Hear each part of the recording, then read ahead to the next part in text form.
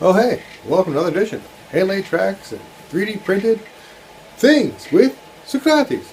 Today we're looking at a soldering stand I made for toggle switches and also limit switches. For the track I have to make a whole bunch of switches for the different turnouts, and each one has to have a lot of different wires soldered to the different ends.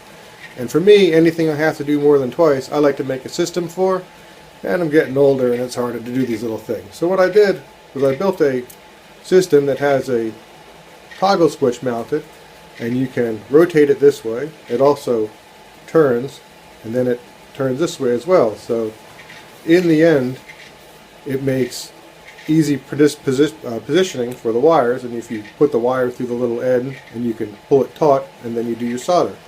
The tower itself also slides back and forth, so you can adjust your wire to exactly where you need it. The stand holds all your wires in place and whatever you're soldering to. This allows you to set the wires up and put them nice and taut, and then you hit it with a soldering iron and real quick you're done just like that. I originally built it for the toggle switch because it has a lot of wires, and the base has all the different rotations and rotates separately from the top of it, and you can adjust it so the wires will hold nice and taut in position, and it makes a difficult job a whole lot easier.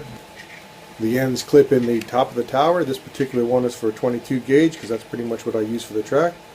I have different size towers available, and you can get it on Cults. Print yourself up one, make doing the task of soldering a whole lot easier. You put the cap for the limit switches, goes on top, and the limit switch slips right inside of it, and you can do the same thing with your limit switches.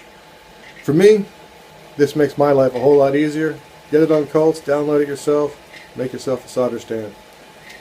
Life is easier with the system. See ya!